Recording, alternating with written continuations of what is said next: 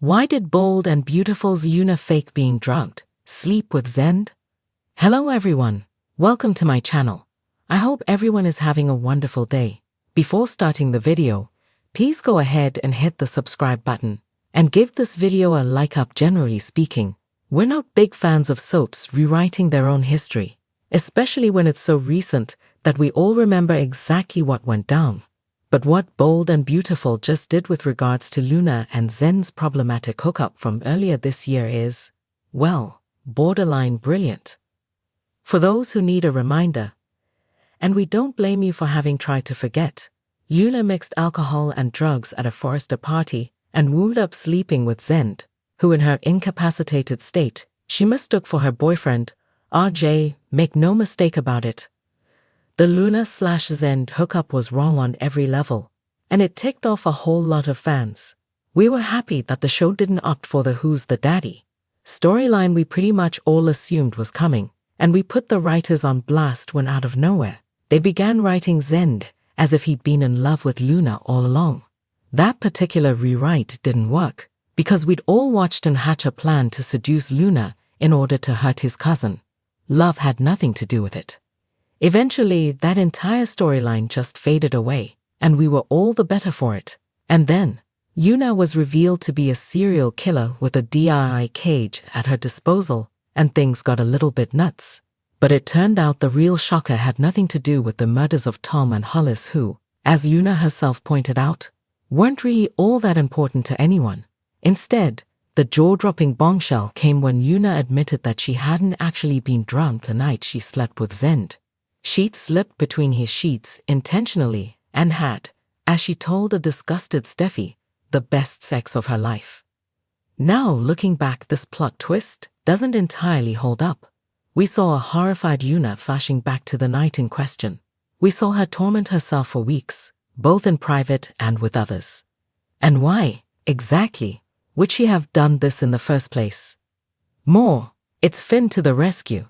The impression we were left with by what she said in the episode, which aired on September 2, was that this was all part of her master plan.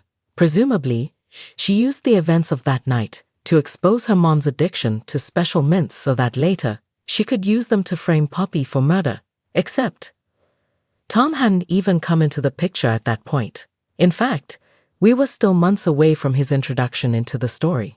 Yes, because of his letter-writing campaign, Yuna knew about his existence and his claim, but she had no reason to think he'd show up, let alone that she'd find herself needing a way to frame her mom for his murder. At the end of the day, Yuna's latest confession did what soaps so rarely do today. It provided a shocking twist that we didn't see coming and which had fans talking. That it also helps erase a particularly icky past storyline. Although Zendi still shouldn't have been sleeping with his cousin's girlfriend. Doesn't hurt. Best of all, it reminds us that when soaps are at their best, they give us a reason to tune in tomorrow to find out what could possibly happen next. All products and services featured are independently chosen by editors. However, soaps.com may receive a commission on orders placed through its retail links, and the retailer may receive certain auditable data for accounting purposes. All products and services featured are independently chosen by editors. However, soaps.com may receive a commission on orders placed through its retail links, and the retailer may receive certain auditable data for accounting purposes. Cue the ominous music as Finn wanders around Bill's living room, muttering to himself like a Days of Our Lives character. Steffi's missing, and he's sure that something's wrong, because this isn't like her at all. Bill enters, and the two talk about the fact that Luna isn't Bill's daughter. It was quite a shock, but I could never dream of kicking her out, Bill says, adding that he needs to be sensitive and cautious given everything she's been through. Finn asks exactly what he means by that, adding that he got a weird vibe off Luna, and that something seemed off. Reluctantly, Bill shares that Luna kissed him. Bill tries to rationalize that his former daughter, if only for 5 minutes, was clutching at anything because her life is falling apart. Bill says he and Luna talked about it, and he thought she knew it was completely inappropriate, until she planted a second lip lock on him. Finn says he has a bad feeling, given that he got a call from the wellness center saying Steffi never showed up. She didn't leave, Bill. She's missing. Finn asks Bill to keep an eye on Una, then dashes out. As Ridge continues trying to text Steffi, but gets no response, RJ assures him everything will be fine. RJ points out that Ridge has told him in the past that a watched phone never rings or something to that effect. Both agree they'd love to have Steffi barge in and start issuing orders or ribbing them.